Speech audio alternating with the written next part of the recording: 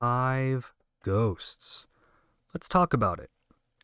With the reveal of the Witch Queen for Destiny 2, we have been given a host of new information to chew on while we wait for the release next year. One of the biggest story reveals was the introduction of Hive Ghosts and Hive Guardians. This has massive story implications moving forward, and it may shed a light on things we have only ever speculated about ghosts, the light, and the Traveler. Let's start with ghosts. What do we know? Well, we know that the Traveler created ghosts in its quote-unquote dying breath after defeating the darkness during the collapse.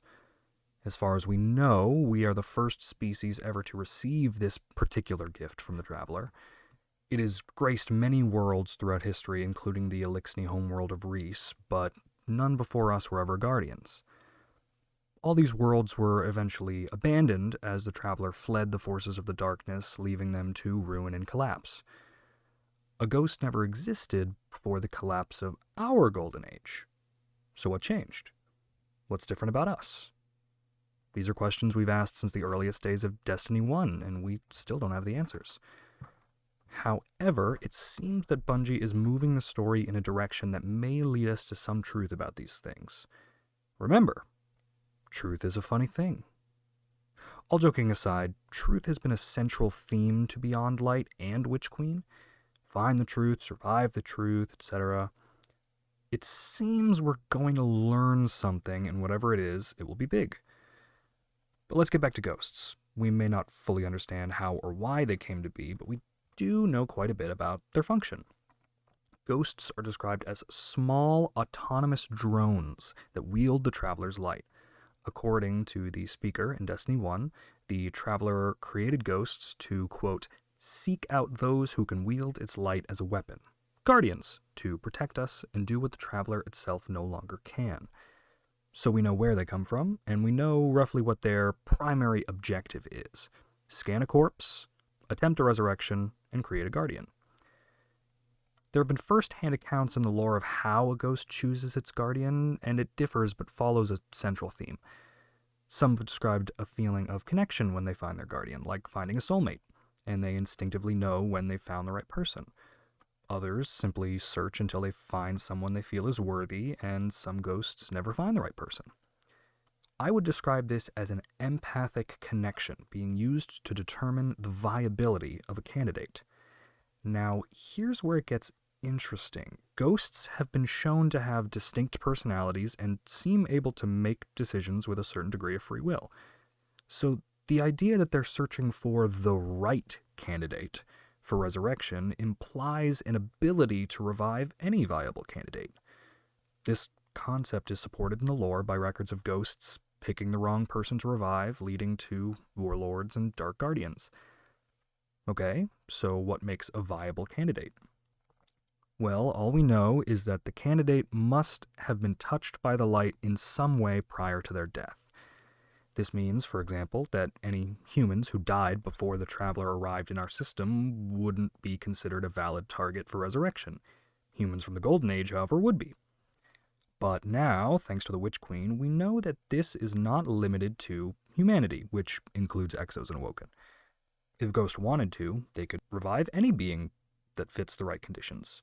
Which finally leads us to the topic of this video, Hive Ghosts. Biggest question is how? How did Savathun do this? There are some leading theories based on the reveal, previous lore, and the new season, Season of the Lost. The foremost theory is necromancy. You guys remember Nokris? You know Nokris, the strike boss from Warmind, and the story boss from Arrivals. You know, Oryx's other son that he hated so much he took every mention of him out of the Hive's history and tore down any monument that bore his name or likeness?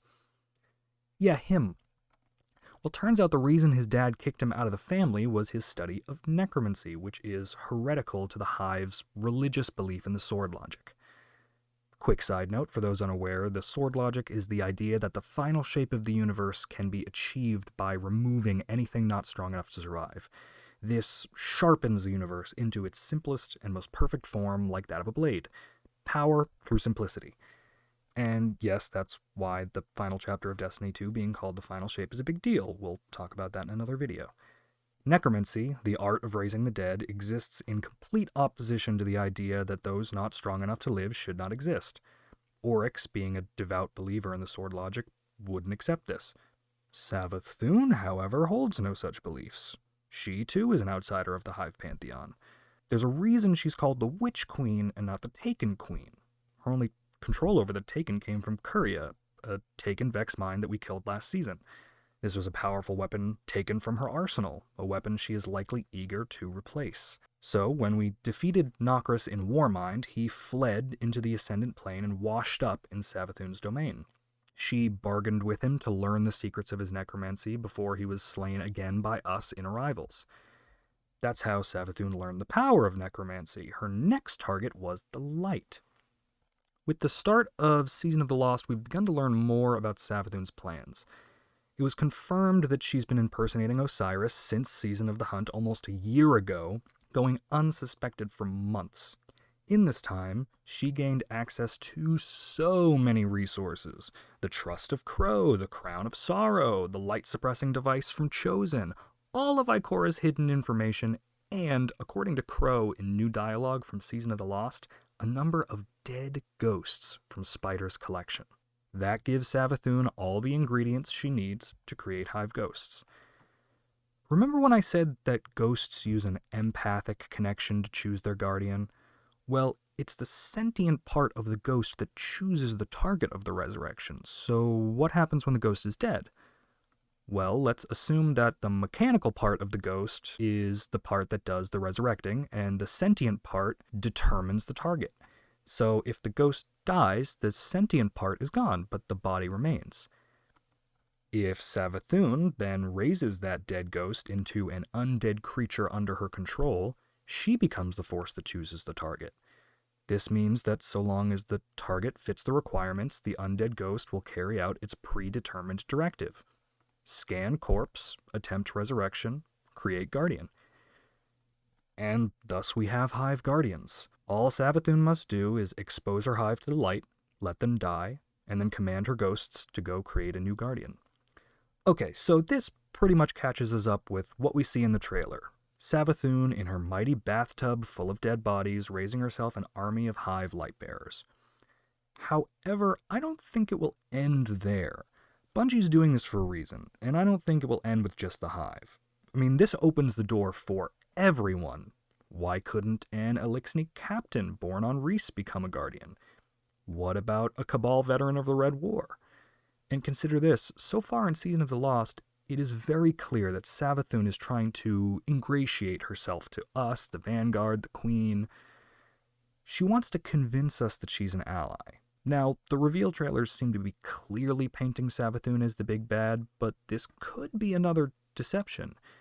Perhaps she's the story boss, but she survives in the end. She appears to have her own ghost, maybe she could become the allied face of the Hive. This could go hand in hand with the past year of stories, gaining both Cabal and Elixni allies for the war to come. Which leads me to another theory, perhaps unlikely but plausible. Could Savathun direct her ghosts to resurrect guardians from other races? Paracausal powers, the powers granted by the light and the dark, are the greatest weapons we have access to, our solar arc and void from the Traveler and stasis from the pyramids. We know that we are not the only ones looking to gain powers to prepare for the future war.